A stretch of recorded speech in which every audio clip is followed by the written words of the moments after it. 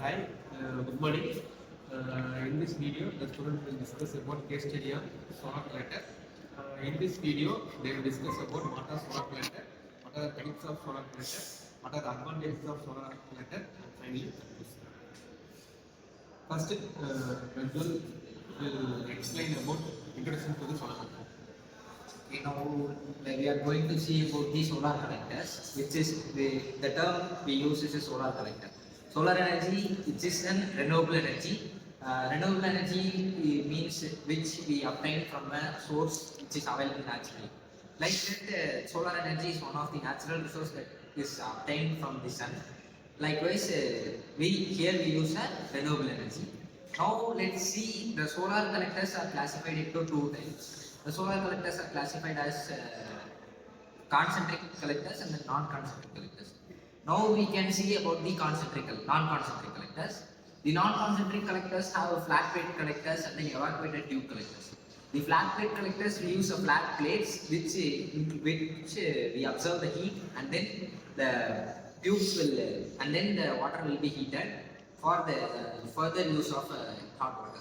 And then in an evacuated tube collector, the heating process will be done in a tube where the water is supplied inside the tube, and then when the water heats, the water will goes upwards to the storage tank. That's the process used in an evacuated tube collector. And then we are going to see about the non-concentrating collectors mechanism. Now let's see about the flat plate, which is we will having a plate heating element in the middle, and then in the upper plate we will have a transparent screen. The transparent screen will allows the sun radiations through it, passes through it, and then absorbs and then hit the black absorber plate where it will get heat. And then below the absorber plate, the fluid will be passing through. Due to the heat in the absorber plate, the fluids will get heated. Below the fluid level, we have a thermal insulation, so which we are using to isolate, or which we are using to resist the heat that goes out as or going as a wind. As we see, let's see about the concentrating collectors. These are the collectors use mirrors and lenses to focus sunlight. It's like there are three types: parabolic tube, disk collectors, and Fresnel collectors.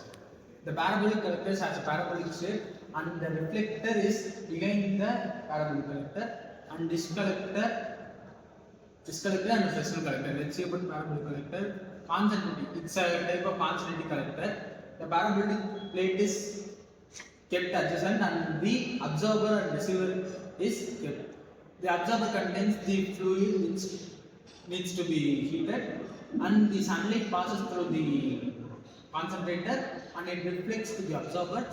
By this reflection, the liquid in the absorber gets heated, and it is converted into steam, and it is used in the various thermal applications. So, what is solar power plant? Solar power plant is a large setup in which the solar panels or plates are kept in which it is installed in a large place where the sunlight is captured, and the light is converted into electricity. There are, as we already studied, there are two types of solar power plants, like photovoltaic, which is non-concentrated solar power plant, and a concentrated solar power plant. So in the photovoltaic solar power plant, the panels are directly converted into sunlight, in where the concentrated, the mirrors and lenses are used. So there are the advantages of solar power plant is like renewable energy sources, low maintenance, and no air or no noise pollution is required. While the disadvantage is like it is very high in cost and depends on weather of sunlight and the area of location, and requires lots of space to install solar power plant.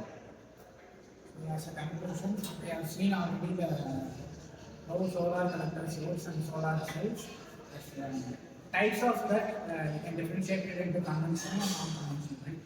So conventional in the sense directly how it requires energy and deliberates the energy. Non-conventional in the sense impartially how it works on. So what are the drawbacks of solar collectors means initial cost, as we are a citizen of India, our government are providing such of subsidies to handle and fix the solar cells. Likewise, as a dependence on sunshine, it is a main thing. Badia Solar Park in Rajasthan is a major thing of solar thing in India. Then electrical storage and land use are the major drawbacks in solar collectors. So we can use the solar wisely, but also we need some of the things to be maintained as well. Thank you.